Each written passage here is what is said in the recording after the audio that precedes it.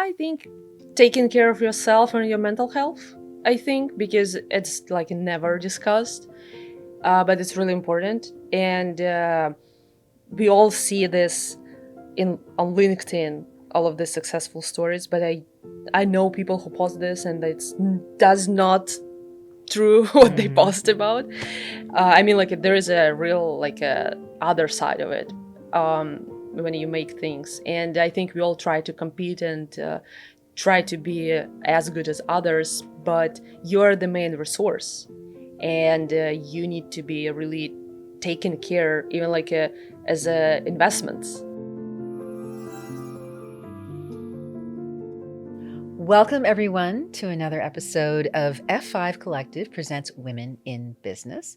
Today, we have the wonderful Anna Cheniuntai. Am I saying your last name correct? Oh, goody, I'm so glad. Who is with us from Apis Core. Anna has created, with her husband, Nick, this truly extraordinary solution that we're going to talk about. Anna's background is very interesting. It's going to be really, really cool. And I'm really excited we got to bring Anna down from San Francisco to hang out with us here in the San Fernando Valley, which has been a little bit warm, but that's okay. Anna, welcome to our little podcast. So glad we could have you come in town for this. Yeah, thank you so much for having me. Absolutely. Really excited. Yeah, this is cool. So first things first, Anna, tell us a little bit about yourself, your background, where you're originally from, how you came about coming into this whole kind of situation. Because I also know that you started with an interest in space science, which I'm fascinated by because I'm always curious when people were really into science, if science and engineering and all of that was something that they were always interested in, and then took that to kind of a whole new level. So yeah. It's been kind of like a interesting journey, I would say. Mm-hmm. It wasn't something that like one day I woke up as like, oh, I'm gonna 3D print houses. I never really did something with the robotics or with the construction. However, my family, we all the time were doing some sort of improvised construction. Oh, wow. Okay. And I tell more about this later because it's just really funny stories. So I was born in Siberia. It's part of Russia. Mm-hmm. It's really close to China, really far away from Europe.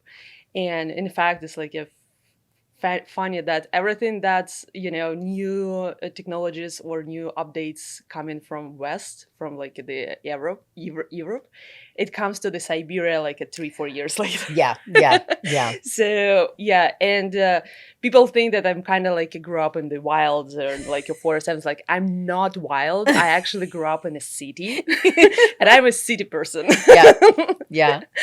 And so basically, my family, my parents and my grandparents, they all were in science. Oh, wow. So my parents, grandparents for my mom, on my mom's side, they were basically PhDs and masters in physics and mathematics. My grandfather was a really, really smart. He was just really gifted in mathematics and physics. Wow. And so my grandparents on my dad's side, they were geologists. So they were just really expeditions and everything like that. So, and they also had a PhD in this as well. So my father, he continued the path of his parents. So he also professor and he teaches at the university. He has a PhD in geology. And my mom, she also okay, I'm just going to continue the path. So she studied mathematics. But then it was 90s when Soviet fell apart. Mm-hmm. And my mom was it's just no money in this science career, basically. And she decided to just go and work for the commercial business because her really good friends from high school, they were running retail business in our city, very, very successful. But they studied at the medical university. Oh, wow. So, but they became very, very, successful entrepreneurs. So she just really started working there, and it was a 1.5 hour taking the bus, and then you just needed to walk there to that office to work there. But anyway, she just continued the entrepreneurial journey. And so I was kind of all the time surrounded by this science, community. because they're friends of my parents, friends of my grandparents, and also like this entrepreneurial journey that my mom started. And I was like, I just really want to be like her, because I thought that it's like you just, driving around the city, clean the apartments and collect money. And then you have like a lot of time to like, have fun with your friends in the restaurants or something like this for lunch. So it was just really, really flexible and freedom. And I was like, I really want to be like that.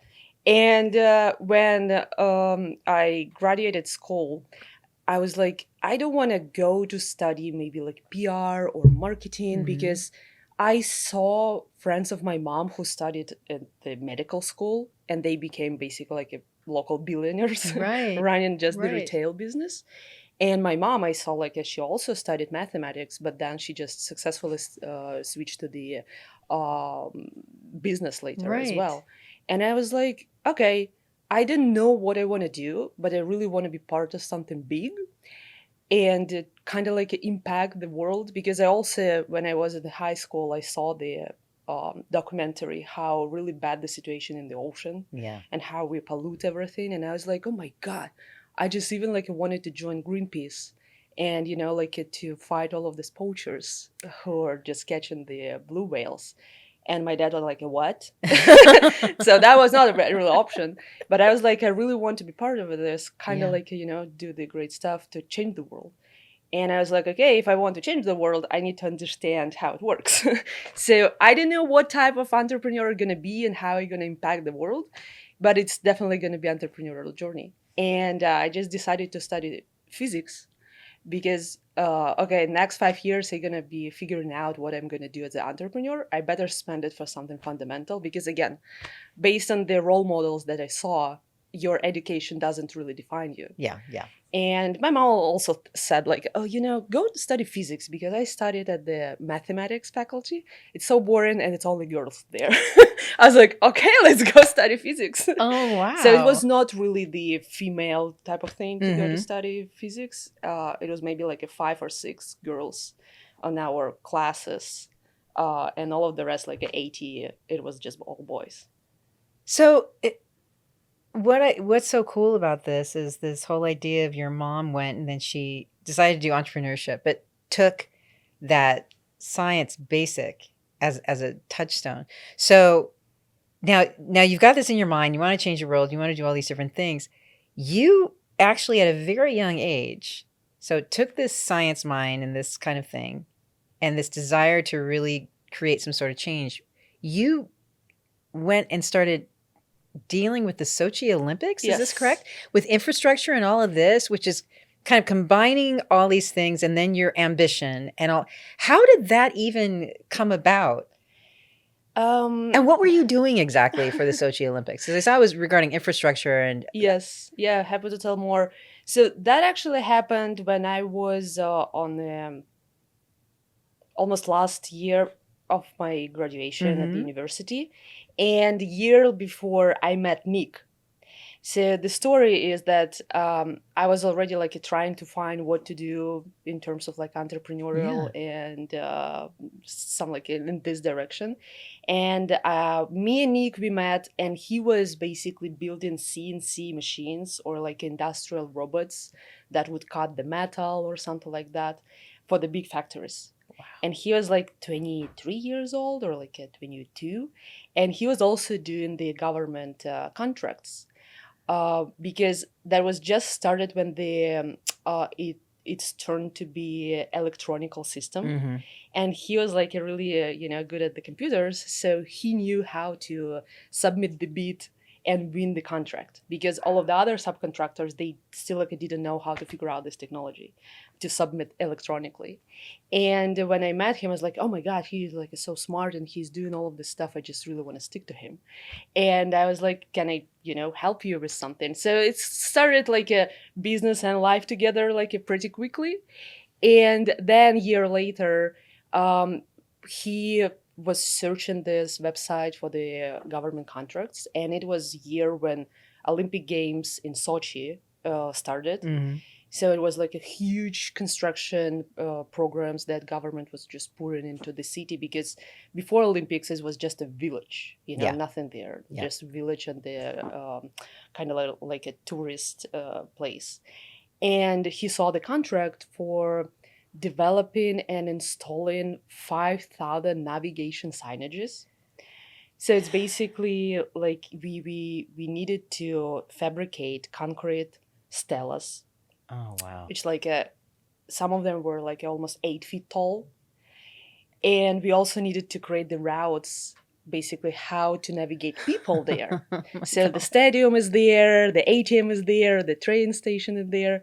And so we basically were like a 22, 23 years old, and we were responsible for millions of people from all over the world coming to Olympic Games to not get lost. Wow. What? And good thing is that I was very familiar with that area, because since like a first grade or like a 6 years old, my mom, she always took me and my sister there in that Black Sea area. Basically, Wow. we were traveled like a 5 days by train from Siberia to Sochi, in like a very old Soviet trains without AC.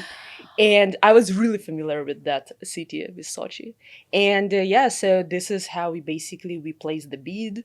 And again, like we won it just because other companies decided not to participate, because it was really aggressive timeline and very big scope of work. Mhm. But because Nick knew how to fabricate basically everything, he's like, I know how to make it, and like, he still like make money on this. I was like, oh, awesome, let's go. It was like a really big money, like $3-4 million, the actual contract. Wow. And when we showed up in the city hall in Sochi, they were like, they saw us, basically kids, and they're like, oh my God, we're all gonna be fired. But we actually delivered that. And even later, they asked us to pick up another contract that big company failed to deliver. So we kind of like saved the Olympic Games navigation system. Wow. Yeah. So we needed to fabricate these concrete stelas and then deploy them really quickly around the coastal area. So we had like maybe 50 subcontractors, about 15 trucks, and 3 shifts that all the time like pick it up, the stela, the concrete signage, and then you give the direction where to install it. So it was like a really big thing. So was this your first foray into entrepreneurship? Was this the first thing that you had done? This is my first business. No. No? Oh, okay. Well, what was your first one? I think it's like a funny story. When I was 7 years and my sister was 10 years, Okay. we were like, how about we start selling stuff? So me, my sister, and our friends from our neighborhood, we like, let's just like bring some stuff from our home and find place in front of the store where it's like a big traffic, and we're gonna start selling stuff. So we just started picking up the things from our home, like pencils that was like a halfway already empty, and some of the clothes or something like this, and people would buy it, and we even like would buy from each other. And one girl, she brought her shoes, and that was like the best seller. It was like for maybe sold for $10, but that was huge money. Yeah.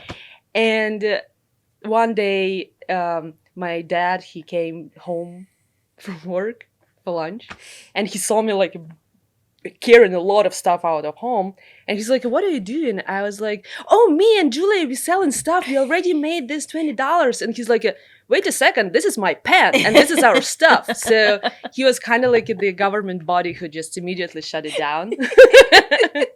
But I remember we made some money, and that we just spent it on candies. So yeah, it was like I think that was the first time. That was your first. Yeah. That was the first time you were like, I'm a female founder. There we go. Yes. No, so okay, so all of this started really young, and it started in your brain and in your heart, and this passion that began as someone who was put in charge, along with you and Nick, very young, with this incredible project. How did you navigate that? How did you kind of set your mind towards, okay, this is huge. We're of this age, but our age really doesn't matter. This is how we are going to address all of this. That's really a great question because I just jumped into this and I never really thought, oh, this is the practices I need to do. I even like I didn't know what simple banking, online banking is, right? Like what is accounting is. I just really knew that like because we signed the contract, we have to deliver this because then we're gonna be basically like in trouble because you build first and then you paid, right? Yeah. So, and I was like, I didn't think about like, oh, we will not be able to do this. I knew that we will be able to do this, and just like constantly finding the solutions. Whenever a situation is, you just don't think about, oh, I need to drop it or like I'm gonna be in trouble. You're like, okay, we just need to do this, this, and this. If I need to be in the, if I need to fly to the neighboring city just to talk to the subcontractors, they're gonna do this. And it was really harsh because we worked sometimes like 18 hours a day, and it was like a lot of driving and. I was really, really tired after that, and I even like invited two of my friends to work with me. One of my friends, we studied together space physics, and I like there is a great opportunity, but I really need your help because I know how structured you are.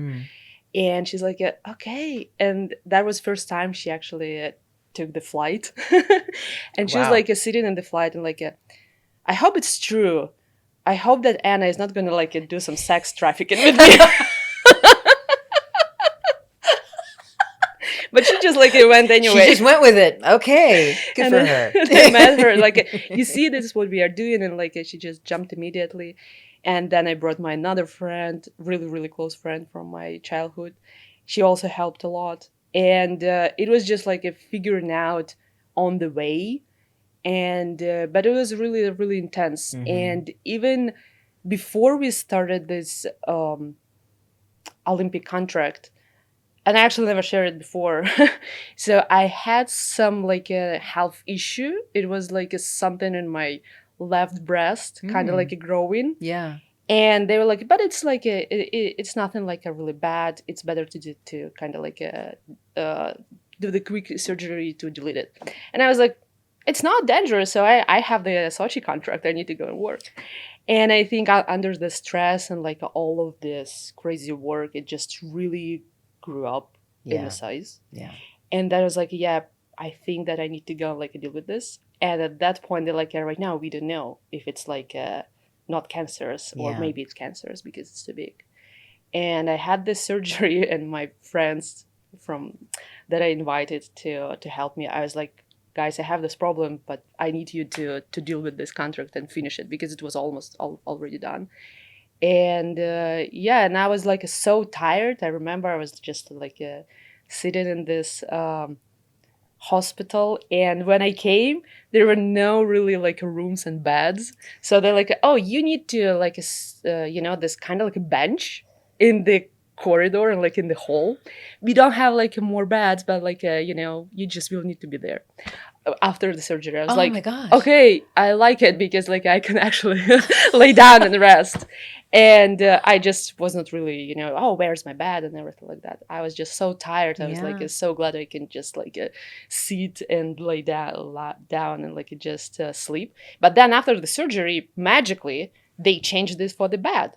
And I was like, oh, that's good. At least it's something I just get lucky. Yeah. So yeah, that was really, really intense. Yeah. But we made it. And but that's kind of like also changed my perspective. It's like, whenever it happens to you, and like 99% of your problems can be solved with just a phone call, except one, you're already laying on the surgery table. Yeah. Right? That's not fixable. Yeah. And it's kind of like a changed my perspective on things since then a little bit. Yeah. Okay, so how did it change your perspective on things? I just like, you don't really think that some of the problems is just like the end of the world. Yeah. And you at least like, I just alive. And there is no this kind of like unpredictability, because I was waiting for 1 week for the test results. Is it like a cancer or not?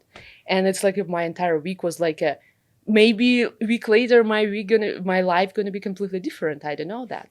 So once I received that it's not cancerous, I was like, kind of like a reborn, and like, oh my god, everything that happened before, just nothing. Yeah. Right? So I don't really let these things kind of like really significantly affect my mood, or like thinking that, oh my god, it's like so bad, and how am I gonna deal with this. I was like, it's nothing.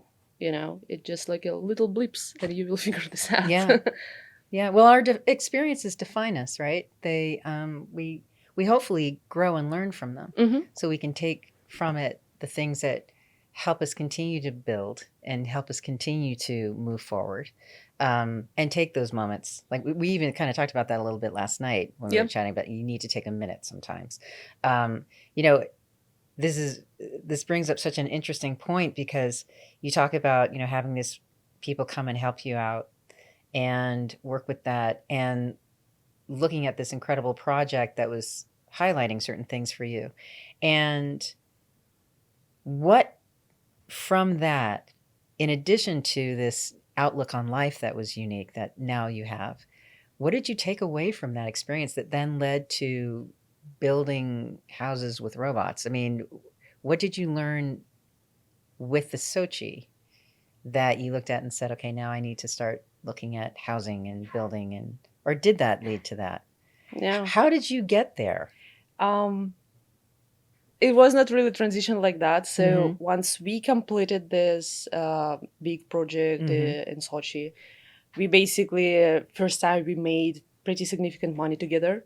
So we bought the house, we bought the like two luxury cars, we first time traveled to the United States. So, and again, we were like a 23, Mm-hmm. 24, and we were like a young self-made millionaires in our Siberian city. Mm-hmm. And we were just like really trying to explore what's going to be next, because we didn't want to like started something like, oh, like restaurant chain or something like that. So, Right. and I was just really like taking my time, like I just don't want to think about anything. I just really figure something out later. I don't know what I'm gonna do. And so then Nick, he continued doing some of the manufacturing businesses, but I was just kind of like, it didn't really feel that it's kind of like belong to me, or like it's interesting to me.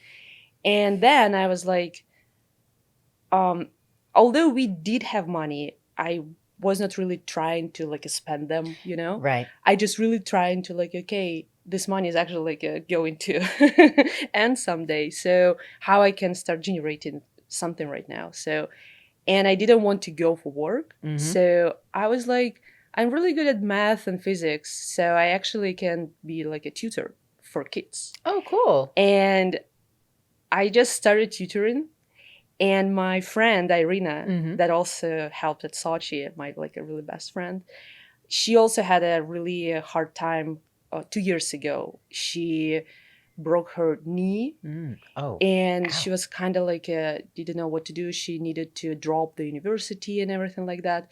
And I was back then said like, you're really good at math, even like better than me. Just go and tutor kids. And she started doing this, and this is how she started, making some money. And then later I was like, do you have a couple of kids that you can refer to me? Can I do it too? Yeah. And this is how it started. And later I was like, it takes so much time to drive between kids. While I'm driving, I actually can make money. So I Mm. was like, Irina, let's start business. Let's just open the small school, and we gonna get kids come to us instead of me driving like across the Right. city. She's like, yeah, let's do it. So, and back then we already was like short on money, and my grandmother, she kind of like gave me $1,000, and we started. And Irina, she asked her dad also like to contribute, and her dad is like the sweetest person in the world. He all the time was like dealing with all of the adventures that we were doing, and he was happy that she's finally like getting back on feet. And we started this like a small school for math and physics to prepare for the school exams, and Mm-hmm. just like a tutoring. Wow. We didn't make money actually, because it was kind of like Irina was like working as a teacher every day. Mm. I was trying to get more clients, and also teaching physics. That was quite lucrative. Yeah. But then Nick later, he came up with the idea of this printer. this idea for the construction 3D Yeah. printing. And first, like I was like, oh, this is really cool. And he started really like putting thoughts into this, building the first prototype. And I started helping him because it was like so huge and interesting. And then basically, whatever money we had, we invested more to build the more like prototype. We sold the house, sold the luxury cars, everything. And I was like one day call Irina and like, I don't really have time for this school, Mhm. but you really like you're the core for this, so you're doing this. Just take it. Uh, my share, whatever. Like, you take it. I don't need anything from you. And she's like, oh, really? And since then, she built really strong career as a tutor in math, and like Wow. schools there, private schools in the city, they kind of like trying to fight to each other to recruit her.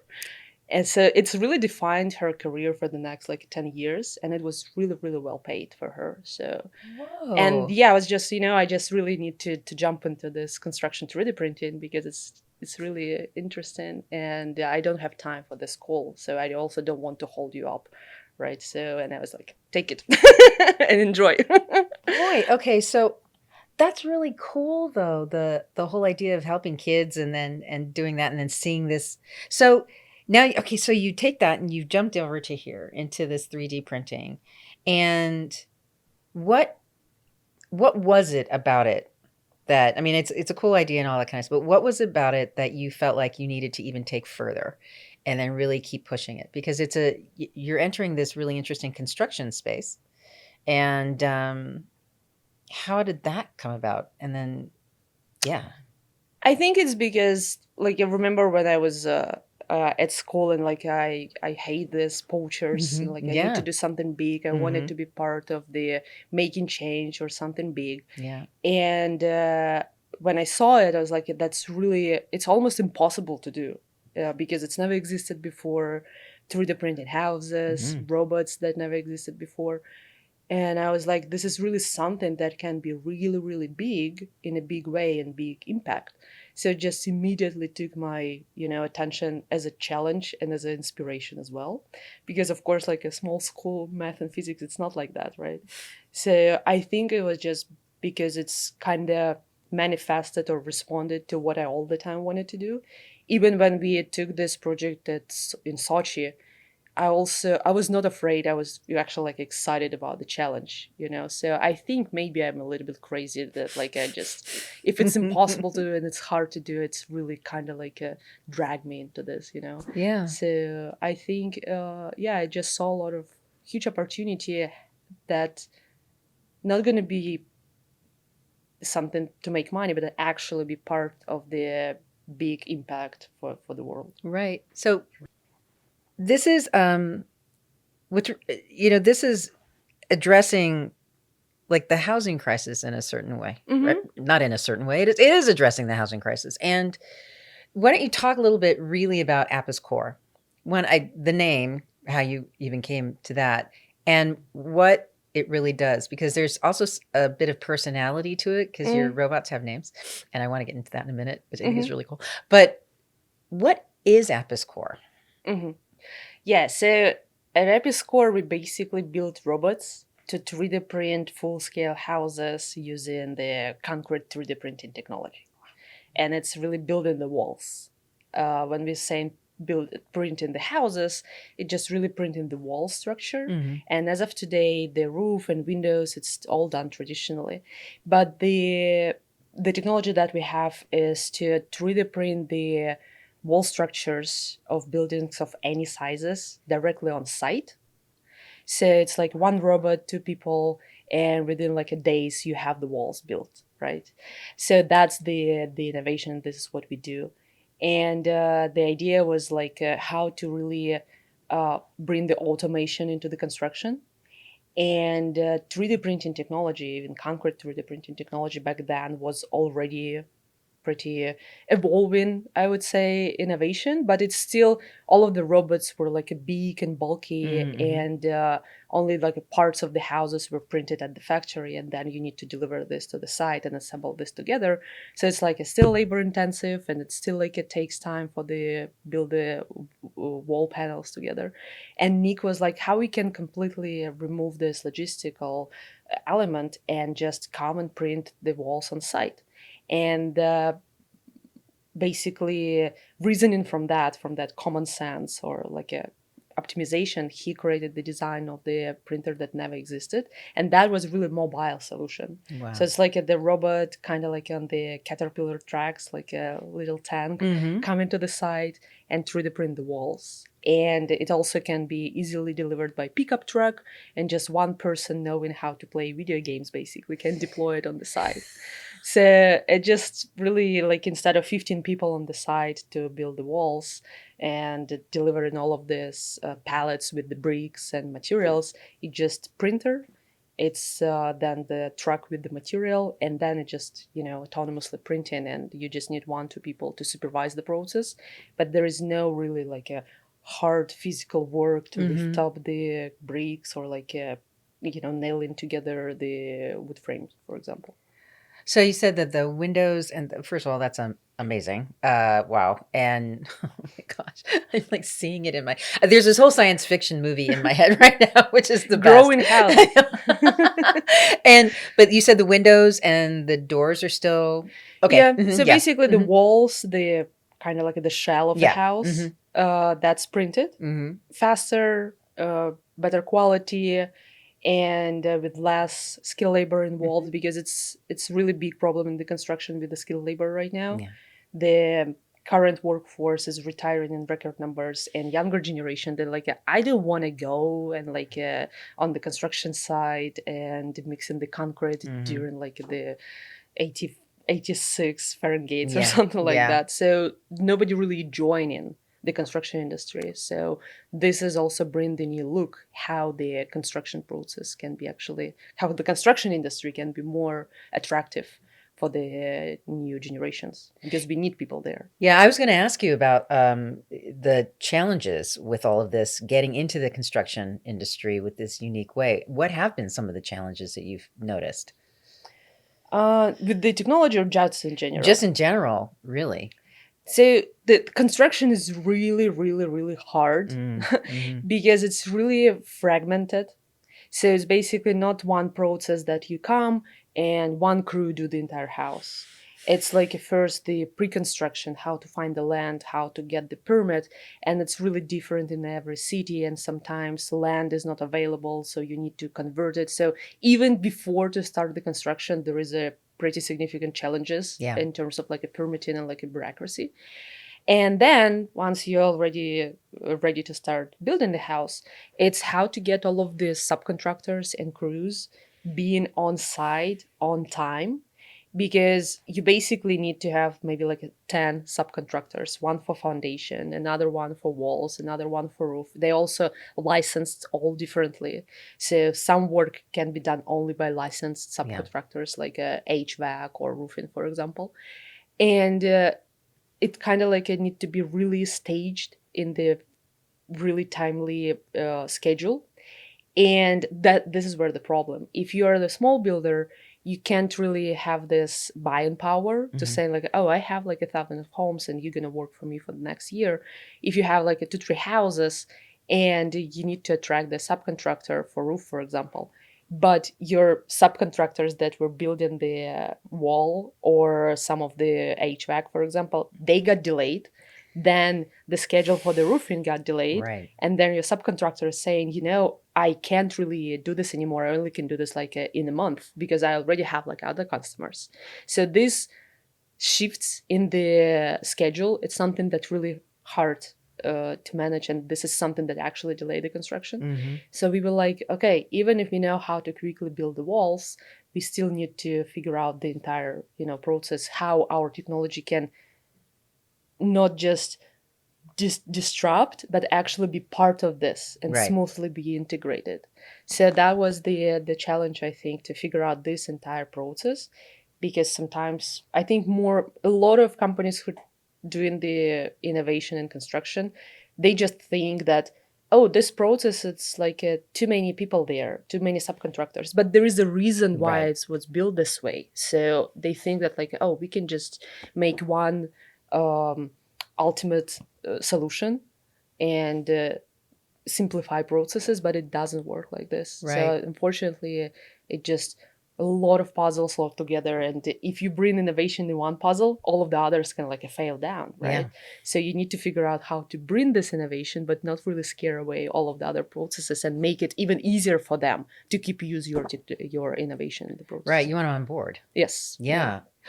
So did your experience, because there seems to be an interesting balance between the infrastructure work that you did with Sochi and getting involved in the construction. Hmm.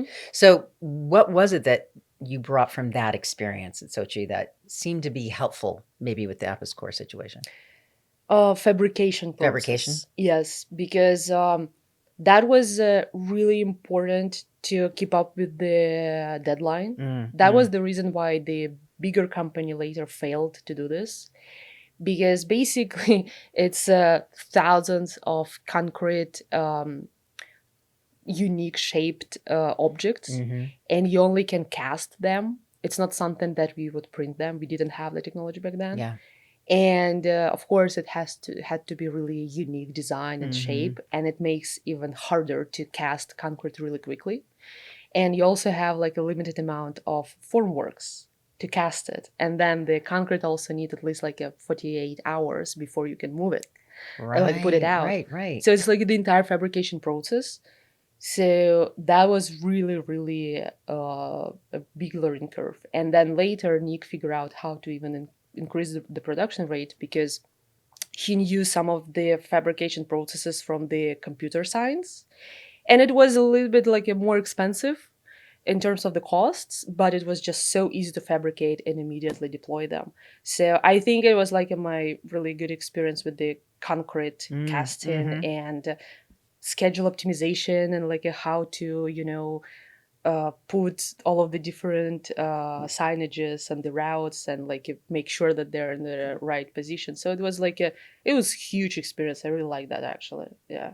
Oh, wow. Yeah, it seems because it does. It really seems like they lead into the other, Hmm. and it's a really great callback Yeah. to it. You now, how many robots do you guys have? So we right now have one robot, Mm-hmm. and we build in the second one, and we call them yeah, we name all of the robots.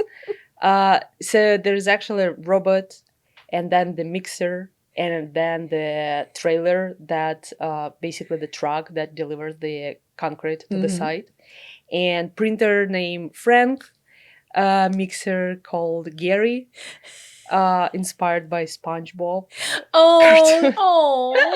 And then we have Mary, big bulk truck. So we're like, yeah, we need a girl on the team. And we still kind of like stick to this. Some people say like, oh, you're the serious company, you maybe like you need to name it differently, like, but it's so easy Mm-hmm. Mm-hmm. to remember them. So yeah, we have basically one set right now and building Mm-hmm. the second one to build more homes, and basically bringing this in the hands of the home builders as well. Now, what I love that these are named. What? Why is it? Is it because it does make it easier to remember, or why did you decide you wanted to name them, like give them actual kind of like personalities? I don't remember, it was like some sort of like this crazy brainstorm, hanging out all together. And we had a guy on our team, he was shooting movies. Mm-hmm. So he was very creative. And he was like, I know how to do the advertising and how to promote your company and how to do this really like a big brand. We need to name robots because otherwise they kind of like just robots, and Mm-hmm. people are afraid of robots. Mm-hmm. But if we give them the personality, they don't really present the threat. And I did now. It's like, oh, that's a good idea. Let's do it. And like, we started with Frank, because it's Frank Lloyd, one of the Yeah. Yeah. talented, Architects. yeah, Yeah. Yeah. architects. Frank Lloyd So Wright. we were like, yeah, let's name it Frank. And then Gary, it happened later, even like maybe a year later, because Gary is the mixer on the Caterpillar track as well, but it's really, really slow. And it looks like a snail, And we were just like staying in the shop, printing something, and Gary was moving. And my friend is like, it looks like Gary from the SpongeBob. I was like, this is a good name for this. He's like, I was just joking. I was like, no, it's really like this. So it was kind of like on the go Mhm. created, and we didn't really put a lot of like creative efforts into this, but But it's so much fun, and it does kind of, it makes it accessible, yeah, and it makes you smile, yeah, which is that part of it, because it is such a unique solution that you've created, and then being able to engage in it in a way that makes you feel like you understand yeah. it. That was really smart. I love that. I can't wait to meet Gary and Frank and Mary. Gonna Yeah, meet him. this is what we also use in like a meet Frank and his team and his family. Yeah, Now, how many people work with you now? we're a really small team. We Yep. like historically was a really small team, really Mhm. lean team. So we have 6 people on the team, and historically we were kind of like I would say undercapitalized, Mm. because what we do is so hard, Yeah. and we were just like two immigrants coming here, like trying to raise money over Zoom because COVID hit. Yeah. And I didn't really speak English well, so, and I was also like a young woman, talking about construction and robots. uh, so we just really we needed to work like 100 times more than like others need to do Mhm. the same in the same environment. But it also like put us in the situation when we really utilized funds really effectively, because you know that you don't have a margin for errors, Yeah. right? Mhm. So like you really need to figure this out. And also it pushed us in the engineering team and Nick to really create great solutions, Yeah. because like, okay, I can use this, but it costs like $10,000. Maybe I can like create something better. Maybe I don't need this. So it's kind of like a push you to think under this limitations. Mhm. And this is how we created a lot of good solutions that really makes the equipment easier to manufacture and reduce the construction costs. So it's also was driving the innovative process, I would say. Yeah, that's super smart. The Now I know that you have a vision of having this have a global, like genuinely global impact, like having these on other planets. What led to that, and what's your? I- It's weird to call it a 5-year plan because it feels like that seems deeply ambitious. But I mean, what led to you thinking, I think this is what we could do and put these on other planets and people could live there? um, it started when like I studied space physics, Yeah, basically. yeah. So I was all the time inspired by space, and Nick as well. So Mhm. Nick is like he inspired by ambitions, really like big things. And we were like, oh, this is the automation for construction here on Earth, but it's like so logically that that will be needed to use on other planets, because robots are the first who come there. Curiosity and all of Mhm. the other robots, they're already there. So people can't really come there and build the shelters and bring all of the materials with them. So it's definitely going to be robots, and you kind of like need to start the infrastructure remotely, and that bring the first people to live there. And we're like, yeah, that would be cool someday, maybe like to build something there. But we were just like, it's really the future. But we were really inspired by that, Mhm. and we were using this that like some days we can to be like a off world. And then it was NASA competition. They started exploring what actually robotic solutions and especially construction concrete 3D printing technology can be used for this in the future, as Mhm. they have a really solid plans to go on Moon and Mars. And they just reached out to us and said like, guys, you're doing such a really good thing. Would you like to participate in the contest? So this is how we actually learned from about this. So, and we were like, yeah, this is so cool. And we applied and we started participating in the competition. And the task was to demonstrate fully autonomous fabrication process.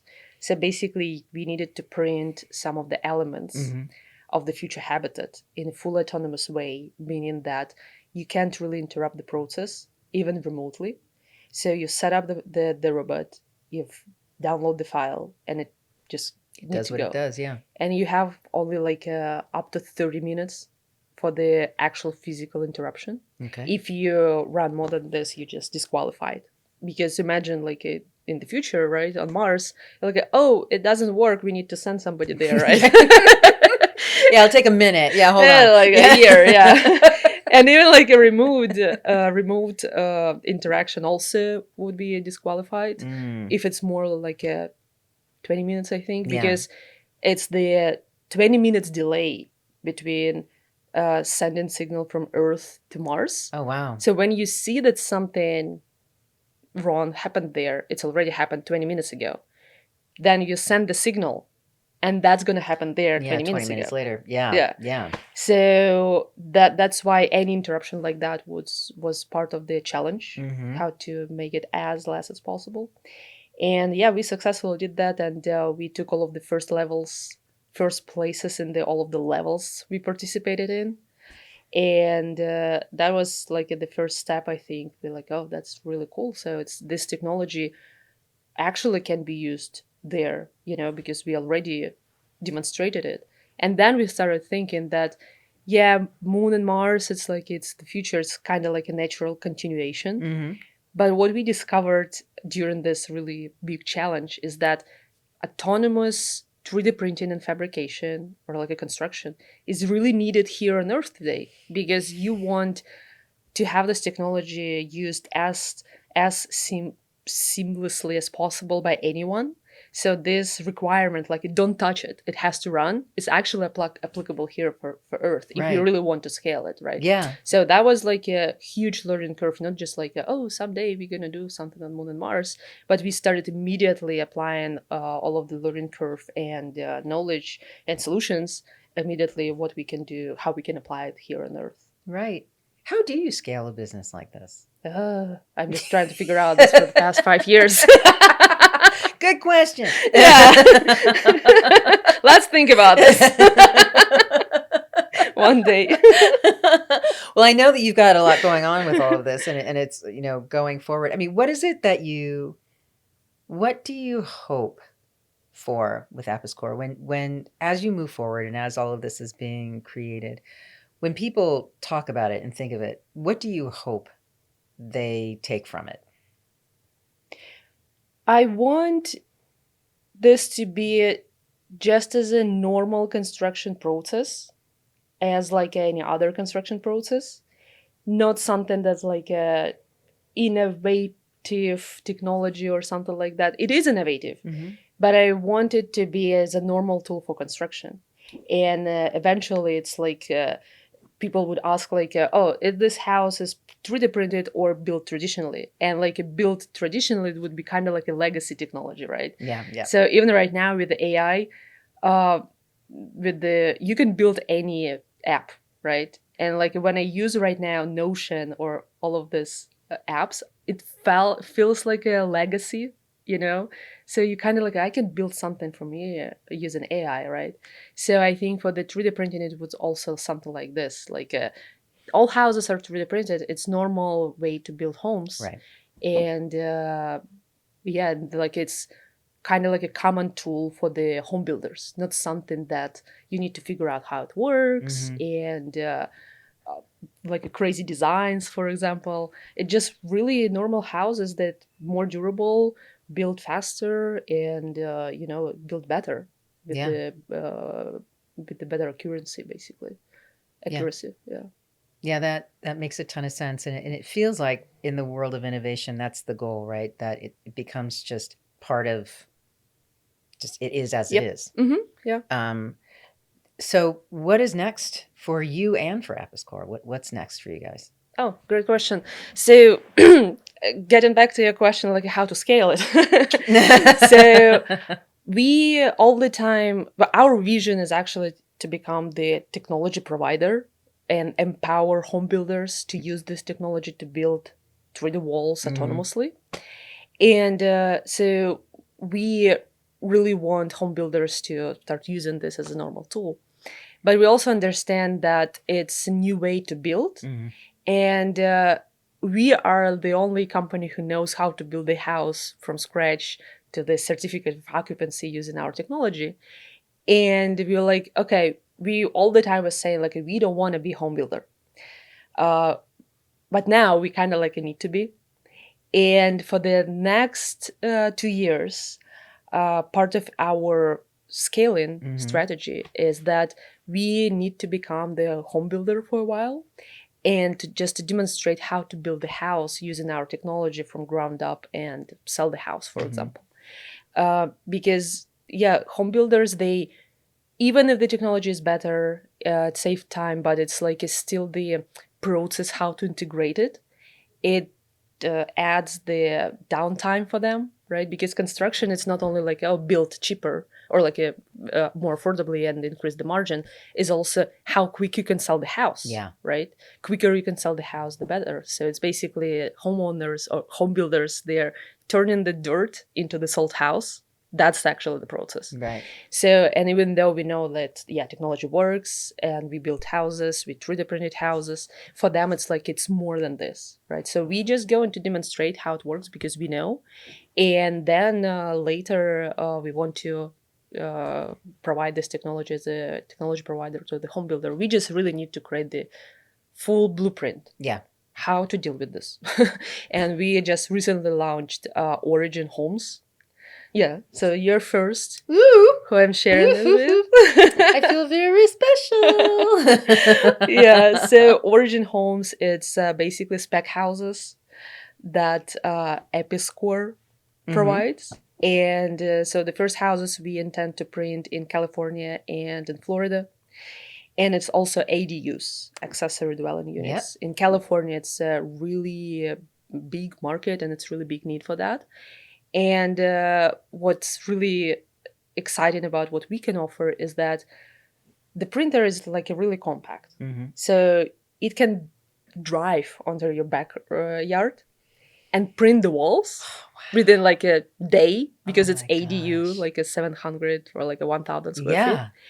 And then just left, right? And then you finish the ADU with traditional way. But it's concrete ADU, so it's fire resistant, right? Because right now it's all like a prefab or like a wood framed. And also during the construction of the walls, you just have a robot and one person in the backyard. But when you build like with a wood framed, it's like a people there. It's like interrupt really your life, and like it can take like weeks, for example, to do this. Yeah, we had one built behind our house. Yes. Yeah. Oh, I need to talk to you. Yeah. To learn some stuff. Oh, so yeah, this is something that's really exciting, how we can build more houses first and demonstrate the entire process for the home builders. So we basically take the risk that home builders kind of like hesitate to take. And then it's like this is from A to Z, how you 3D print houses using our technology. So you don't need to worry about, oh, what roof I need to use, how to connect roof to the walls, because it's all standard. Yeah. But it's still like it's still new. Whoa. Are there any houses that are standing that you guys have? Yep. Oh, whoa. How many? Actually, like worldwide, it's 5. So the one building, it's our first building we 3D printed. It's in Dubai. Oh, wow. And it's still Guinness World Record as the largest 3D printed building on Earth. It's beautiful 2-story building, 31 feet tall, and almost 7,000 square feet. And we used just one robot to print that. And was it Frank? Did you use Frank? It was like a initial friend. Okay. It was just printer. He wasn't even named yet. Yes. And it was like a lot of material extruded to build the walls. So it's actually like equal to about like 10 single family houses. Wow. Like American type of stuff, type of houses. And so then we also 3D printed the building in Boca Chica, Texas for the aerospace company. I cannot disclose the name. That's okay. That's okay. But it's like the biggest company in the world. Wow. So think about this. There we go. Who can be? Who can it be? It's so weird. And then it's the one house in Melbourne, Florida. Okay. It's 4-bedroom, 4 bathrooms. And it's like actively right now listed on Airbnb. And we already have like I don't know, maybe 20, 30 guests already stayed there, so it's like actively booked there. So, and it's a really nice area near the beach and the Space Coast where you can also like see the rocket Oh, launches, and it's whoa. 3D printed. And then soon the another house, single family house, gonna be commenced and ready for the family for of Habitat for Humanity provided. Oh, It's basically in the neat. same city in the Melbourne. So hopefully soon it's gonna be official grand opening. And we also had another one of the early pilot projects in Missouri. So we also 3D printed the one house there. So yeah, and I'm just more really excited. Kind of like my favorite one is this Airbnb. Yeah, It's I really bet. spacious, and it's kind of like when you step in there, it's pretty quiet and you feel like this mass. It's kind of like you feel really safe there because it's like a 12-inch concrete walls basically. So that can stand like a hurricane 4 or 5. Oh my, and Yeah. the perfect spot Yep. for that. You know, what I Yeah. mean, all of what you're saying, and certainly it's going to be huge in California. I mean, California, Yeah. really, with Mm-hmm. all that we deal Yeah. with. You know this. You live in Yeah. Northern California. Uh, oh my God, this is so. What are you? What are you most excited about for what's on the horizon for Apiscore? I think built first houses. Yeah. Yeah. And I really excited about the actually not just build but about how to make this home feels like home Hmm. inside.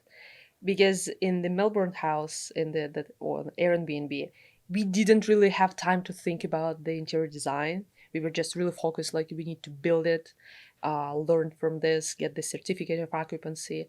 But now it's like, oh, we could do this better, we could do this better, and I'm kind of like getting into the interior design remodeling. I just remodeled my apartment. It was Hmm. so fun, and I was like, oh my god, it's like a really technology. It's not just to build the walls, it also people want to see how this house actually feels, Yeah. right? How do I Because live in it? yes, Hmm. yes, and that the 3D printed walls, they're like, oh nice, it's only part of it, right?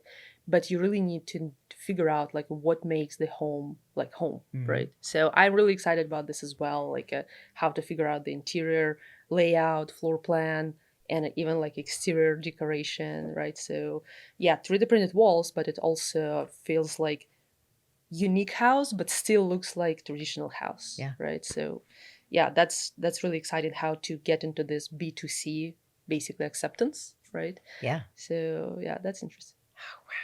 So when it's funny when you think about something like that, your brain goes into a certain place, like the sci-fi thing I was talking about, and a concrete. I envision it. Well, I don't know. I envision it all these different ways because you talk about the different Hmm. fabrications.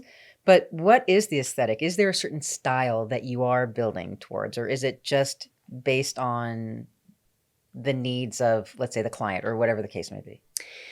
So this is kind of like also a tricky part of this technology Hmm. because 3D printing technology with robots that really opens the unlimited horizons of the Yeah. architecture of what you can build. You Right. can build like a round shaped walls, you can build any basically shape, right? Hmm.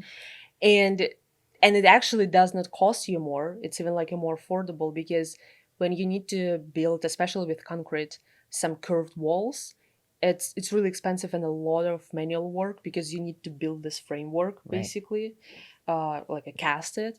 But for printer, it's like there is no difference. Straight wall or like a curve like this, it's gonna cost you the same, just the time of the printer and the amount of material extruded for the layers. So that's really opens this rabbit hole into the custom build luxury design Right. houses. But at the same time, we want to make it as a just mainstream stream technology, right?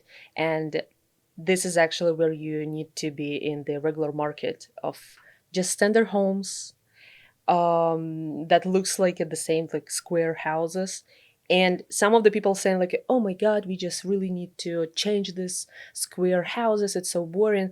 But I was like, when I look at the custom built house and I look at this boring home, I was like, now I really want like a boring home, you know, because it looks so cozy and everything like that. So if we really want to make the impact, we really need to target the audience who just first time buyer, for example, Got it. and Hmm. they just really want to have the house which is more durable, better, and they just live there. And also, like, if you have the curved walls, it's different furniture you need. Right. So I think it's kind of like a two branches. It's like you can apply it for the high end or like a special designs and custom built homes. Hmm. But where we're actually trying to make the biggest impact is like the mass production, Right. just Traditional like homes. yeah, traditional homes. And how it looks, it's basically you can see the layers printed, but they're really smooth. So it's not like a sausages, as I Hmm. call them, because like the dust is collected there Hmm. if it's like a grooves like this. So it looks just like a normal house, but you can see this like a strips, with the inch high layer. And the corners also just standard, Hmm. a little bit smoother. But like if you look at our house and you look at the traditional house, you will not tell the difference until you like just really go closer, like oh, this is the printed layer, so it looks like pretty standard. Yeah, Wow. but again, you can do whenever you want. It's just Yeah. really a question what audience and what's your go-to-market strategy you want to start with. Right. And that's yours for now. Mm-hmm. Okay. And Yeah. that's also with the origin homes as Yes. you're pursuing. Okay. Yeah, yeah. Okay. So I was like, I just, what would I want? Like Hmm. as a first time buyer with this technology, I would just really wanted like a nice house, because when I walk around the areas, like, oh, I like this house, I like this house, and they just actually standard, but they just really high quality Hmm. and with a very good exterior design, and floor plans are all designed for living. Hmm. So I think this more like a living science of the homes. It's more Yeah. excited for me right now. Yeah. That's cool. You are innovating in the construction space, and you bring up that really good point. You're creating this framework that subcontractors will Mm-hmm. work with. But as you've been doing that, that's a that's a unique kind of workaround. Um, what have been some of the what has been some of the maybe the feedback, or what are those conversations to get folks to say, okay, we can accept you into this because this is a whole new world. Mm-hmm. It's been kind of like in the stages. Mm-hmm. Stage one was like, oh, it's sci-fi, it's never gonna work. Mm-hmm. It Yeah. was like 10 years ago. But then when the home builders, they just really started having the problems with the workforce and skilled labor, Mm-hmm. but the home house market and industries is like a growing really fast. So the demand is way higher than the home builders can Mm-hmm. deliver Got on it. a timely Mm-hmm. manner. So for them, it's not something that like, oh, this is innovative technology, maybe I can save some money and offer like a new product. It's more about how I actually can build more so I can meet the growing demand. And they all know that skilled labor is getting really not available and very expensive to hire, and it's they just trying to figure out how we can just build homes, right? So for them, it's not 3D printing technology. If it was something that also would provide the solution for this skilled labor shortage, they would Mm-hmm. also start using this. And now we see that 3D printing technology is kind of like becoming pretty solid way to build for home builders. um, More and more home builders actually right now hiring companies to 3D print the walls, like I start exploring this. But it's still like yet the time when it's going to be on the big scale. But again, like right now, it's not really a lot of pushback. I Mm-hmm. think the most pushback is that technology and the industry was all the time like it's affordable, it's cheaper. So at scale, yes, but in reality right now it really depends what you build, what the design, and it may be cost you the same as you built with the traditional Mm-hmm. technology, but it's faster and it's like it has other value propositions. So I think the only pushback so far is like no, it's not really cheaper, right? Like let's just be really precise about the costs.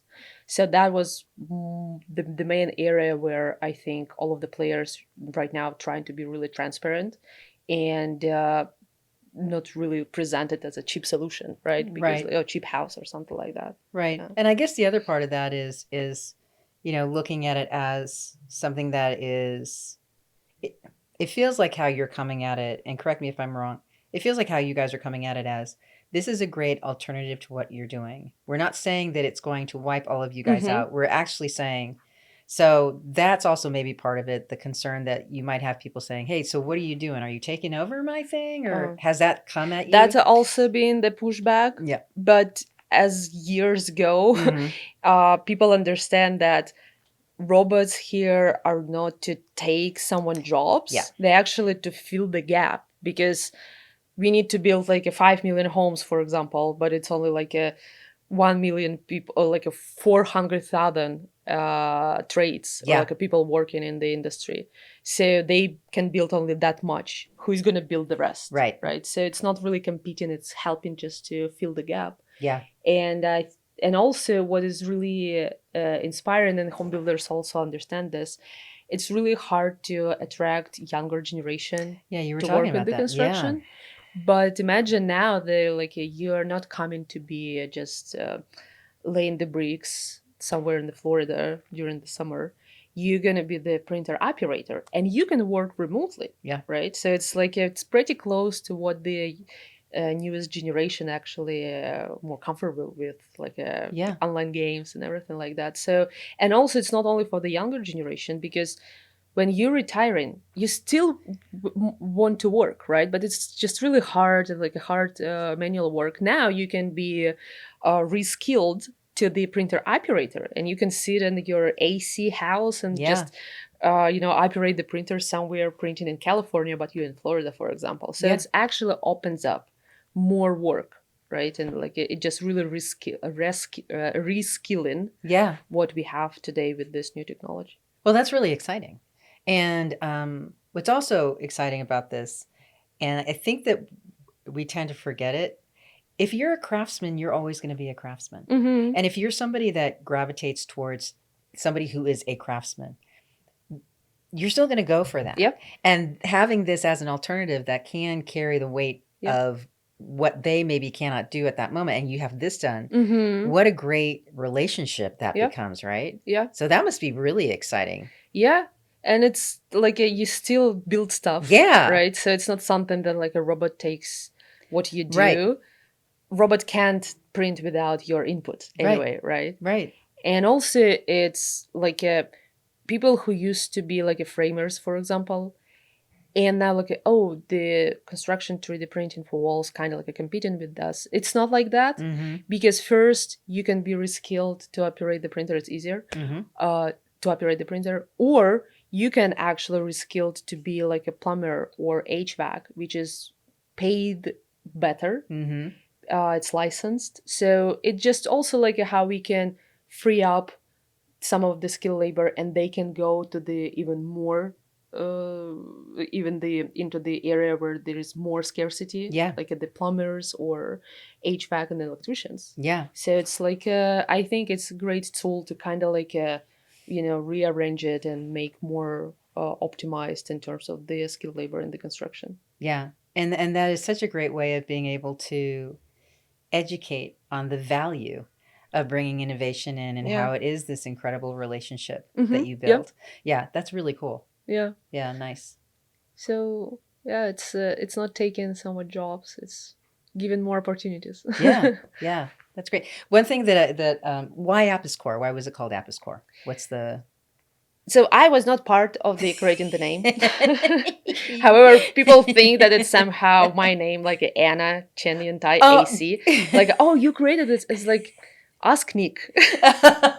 He created it. So, but the story is that apis, Mhm. APIS, it's the bee from Latin. Oh. And bees, they're basically the first ever home builders that were using the Right. 3D printing, Right. because they basically like extrude the wax Yeah. and they 3D print the honeycombs.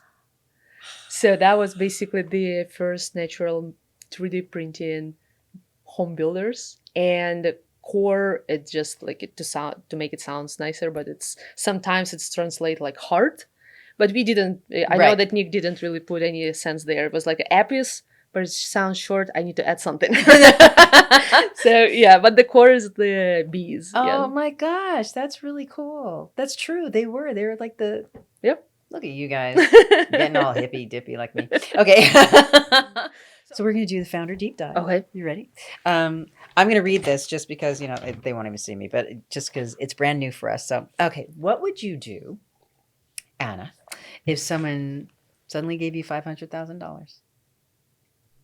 I would invest it in Episcore, honestly, and maybe like some sort part of it I would put apart and would buy the laptops for kids in Africa and Ukraine, because that's what I'm do when I have some money. So, but yeah, I would just really put it towards Episcore.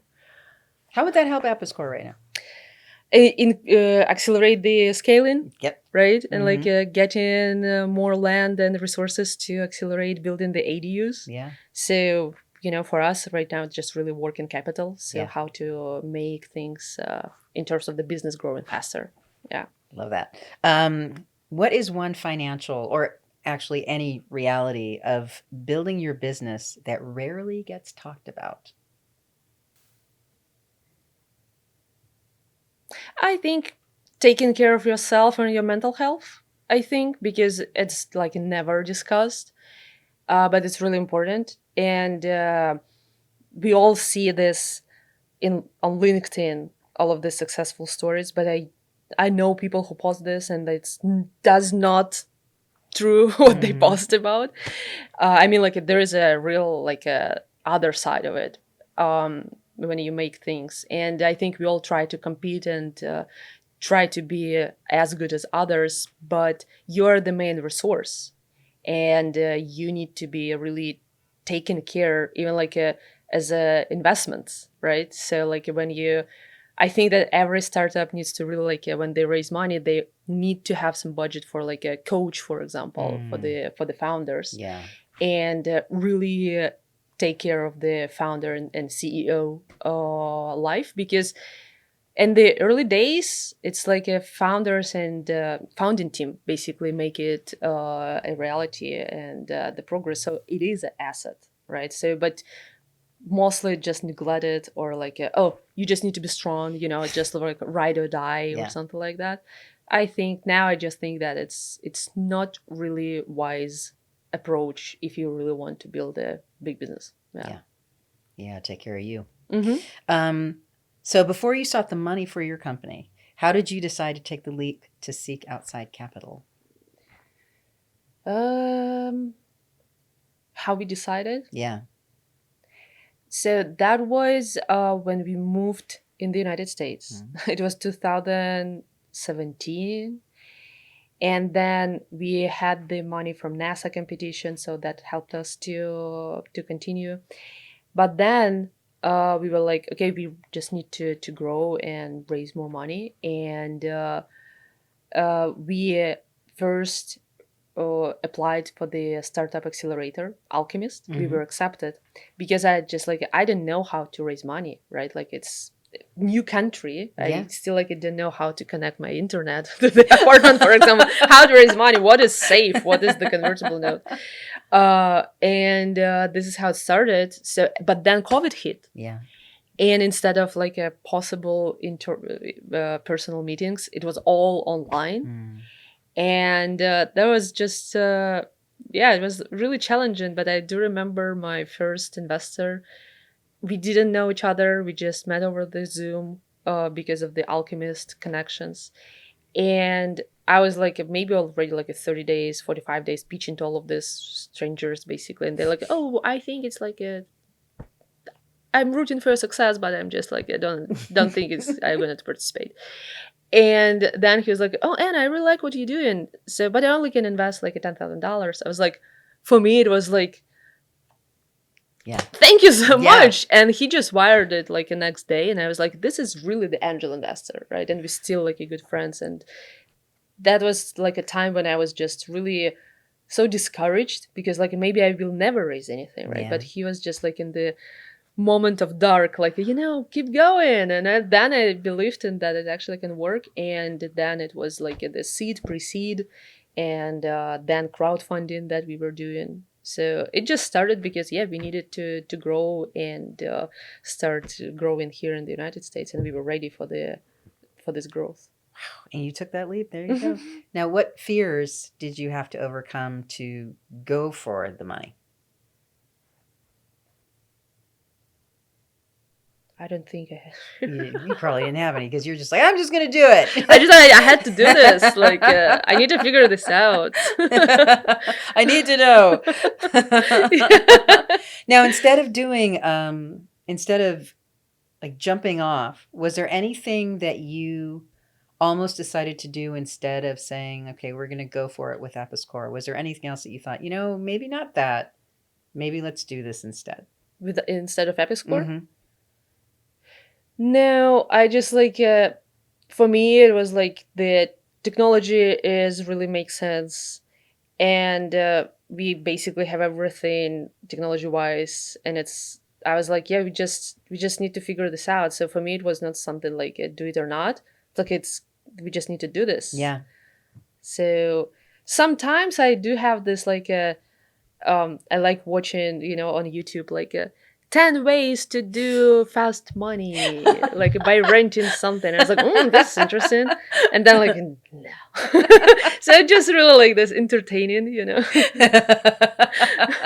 But no, I never was like, oh, maybe something instead, because for me it was like, yeah, this is the thing that it's gonna take time. It's not like the quick, Yeah. business. I didn't know that it's gonna be that hard, but even like if I knew this, I would still be doing this. Yeah. Cool. All right. So we are now going to do the BizFit Minute. Okay. Since we kind of had this conversation, and I think it's important, and you brought it up, what are the, let's say, 5 things that,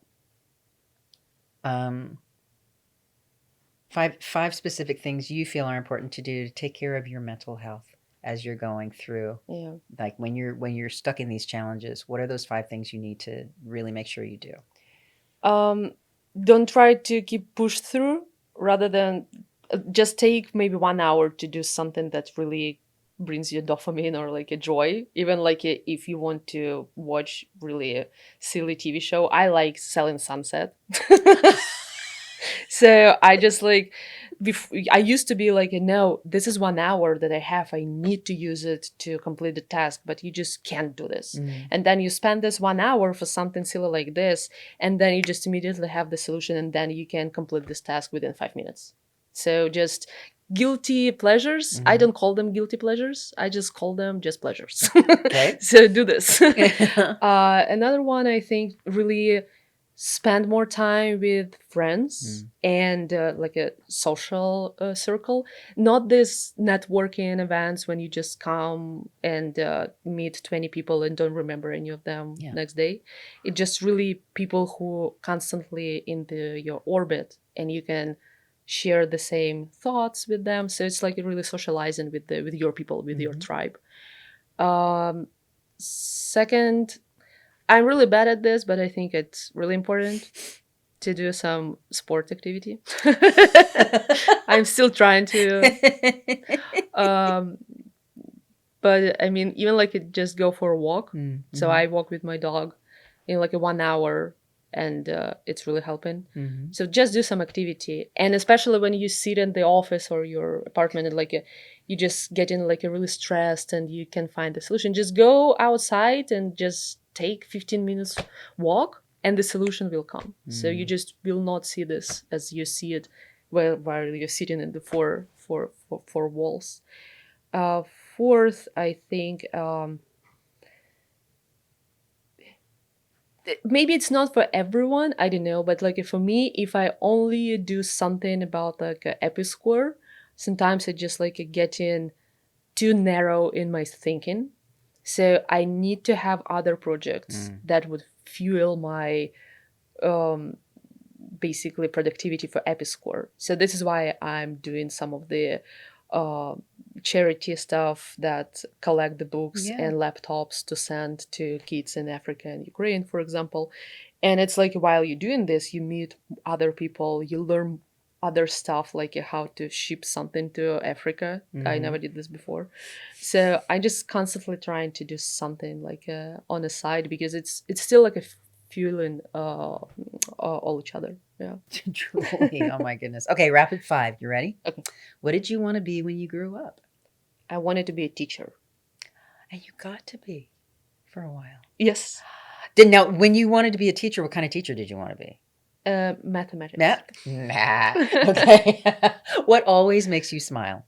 Dogs. And videos how other people fail. I mean, like, I really fail fail. videos? Yes. Yeah, I do too. Oh my gosh, isn't that terrible? I love them. I love them I was so like, much. I even like laughing when somebody next to me failed. I was like, Nick knows about this, so he knows that, like, when he just like sometimes fail, he's like, stop laughing. But I'm happy that I made you laugh. So yeah, it's yeah, this. Yeah, I do too. Okay, sorry. What do you know now as an adult that you wish you knew as a kid? I think that you never know which conversation can be last with this person. Hmm. Yeah. That's a good one. Wow. Brings up a lot of stuff. Okay. What is your guilty pleasure? I don't regret anything. No, yeah, guilty pleasures. Again, like I don't feel guilt, but Mhm. I think if we just talk about these guilty pleasures, I like painting the walls. Oh, So okay. I just really love it. But of course, it's not something that you can just suddenly start like, oh, can I paint a wall, right? So I'm just constantly trying to find something like to fix, to paint. And also like I love watching Selling Sunset. Okay. I don't know why, but I just like it. And all of this, we just spoke about this yesterday, quick Chinese dramas on Instagram. They're so addictive. So, We have someone here that would love to yeah, we talk know to you more about somebody. that. Yeah. Yeah. So it's just like something like this. Those little Yeah, things yeah. that But kind of. like not something that like oh, eating junk food or something like this. I don't feel guilty about that. You just do it. Yeah, You just love it. There you go. So yeah, it's just like this type of stuff. And there is also one TV show. It's Russian TV show. It's not really airing right now, but it was airing when I was a kid. And like, Let's Get Married. It's so much cringe, and I love it. And my mom was like, I don't really watch TV, only like news or like American TV, for example. And then my mom was like, "Oh, what are you doing?" I was like, "I'm watching this Let's Get Married." He's like, "Oh my god, that terrible show." I was like, "Yeah, I can't do anything. Like I can't help myself. I need to watch it." So yeah. That's so good. Okay, and then this is going to be probably the stupidest question because we already know the answer. Cat or dog? Dogs. The bigger the better, the dogs, like I love big dogs. They're just like a special creatures, They are. magical. We talked about that last Yeah. night. It was perfect. Anna, thank you so much Thank for you. hanging That out was today. fun. It was really good time. We'll try. And everybody, thank you so much for joining us again for Women in Business. We are so happy to have had you come along. Please check out Apiscore and learn more about Anna. We have links in the description below. We will see you next time. Have a fantastic rest of your week, and you all take care.